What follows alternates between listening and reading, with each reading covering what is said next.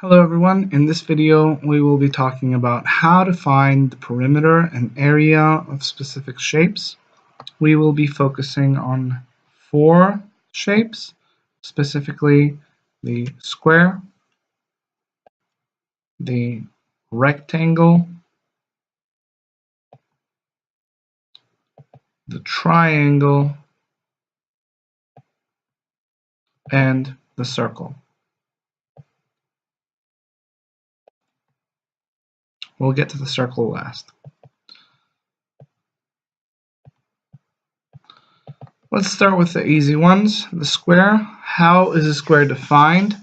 A square is basically a shape with 4 sides, all 4 sides being equal. So if I tell you that this side is 3, for example, that means that also this side is 3, and this side is 3, and this side is 3.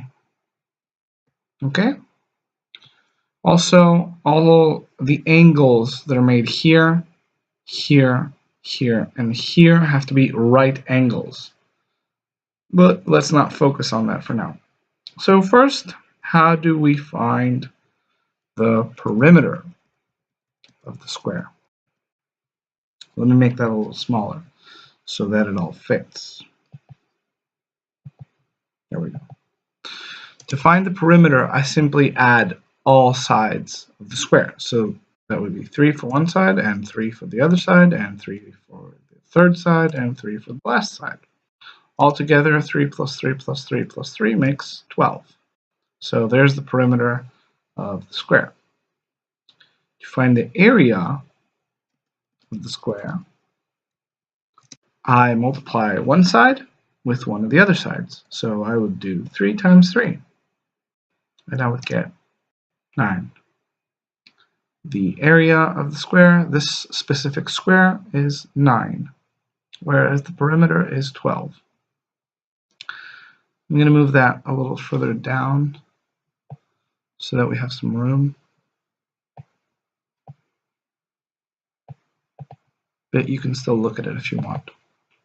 Next we have the rectangle. Now again, here we have 4 sides, but this time we have 2 small sides and 2 big sides. The 2 small sides need to be equal to each other, and the 2 big sides need to be equal with each other. So that means that if I say this side is 2 and this side is 7, then this side has to be 2 as well, because the small sides need to be equal, and this side has to be 7 because the big sides need to be equal. So again, for the perimeter, I just add all the sides. So that would be 2 plus 7 plus 2 plus 7, and that would make 18. And for the area of the rectangle, I multiply one small side with one big side. So that would be 2 times 7, which makes 14. Now, for the triangle, we're not going to talk about the perimeter in particular because I'm usually not going to give you this third big side. I'm only going to give you the 2 smaller sides. So the very small side will be, let's say, 3. And the bigger side, the medium side of the triangle, because this side is bigger, so this is the medium side of the triangle, is 6. And I want to find the area of this triangle. To do that, I multiply the small side with the medium side. I do 3 times 6. And then what I do is I take what I find and I divide it by 2. I find its half. So that would be 3 times 6 here. 3 times 6 makes 18. Divided by 2, well, the half of 18 is 9. So the area of this triangle is 9. And if you want the proof for that, if you're like, well, why do I take its half? Consider this. If I were to make these 2 lines here, here and here, and I asked you, what is the area of this red shape? What you would have here is a rectangle, basically, with this side being 3, the small side being 3, same as here, and this side being 6. Well, what's the area of this rectangle if it were 6 by 3? Well, I would have to multiply 3 times 6. That makes 18, just like we found here. But here, when I want the area of the triangle, I don't want this whole shape. I want just this red part, which, if you see, is what happens when this line comes from one side to the other and cuts the rectangle in half. So that's why I take the half of 18, okay? Lastly, let's go to the circle. The circle is the harder one because it involves decimal numbers. So what I basically need for this is the radius of the circle. What is the radius of the circle? It is the distance from the circle's center to any one of its points. So let's say this is 6, let's say. To find the circumference, we don't say perimeter here for the circle, we say circumference.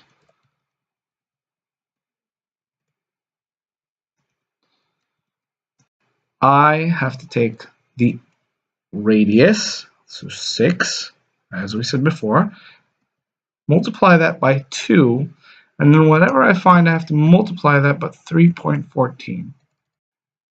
3.14. Okay?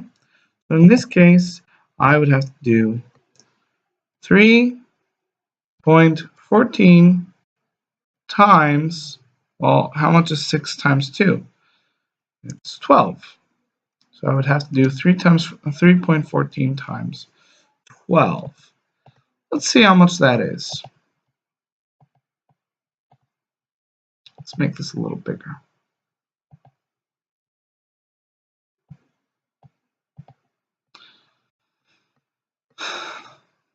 Just to remind you how we do multiplication with decimal numbers.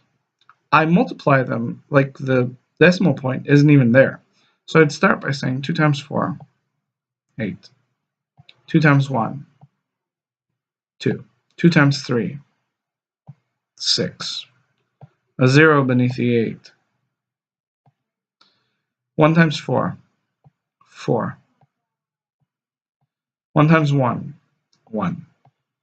1 times 3, 3. And then I would add 8 plus 0 makes 8. 2 plus 4 makes 6. 6 and 1 makes 7. And 3. Now the decimal point comes in. Now that we've found, we're close to finding a result. What I need to do is I need to look at how many numbers are to the right of this decimal point. So that's 1 number, 2 numbers. And the same needs to happen in the result. So I need 2 numbers to the right of the decimal point. So 1, 2. The decimal point would need to go here between the 7 and the 6. So my result would be 37.68. And that is how I would find the circumference of this circle. We will be finding the area of the circle and doing some examples in part 2.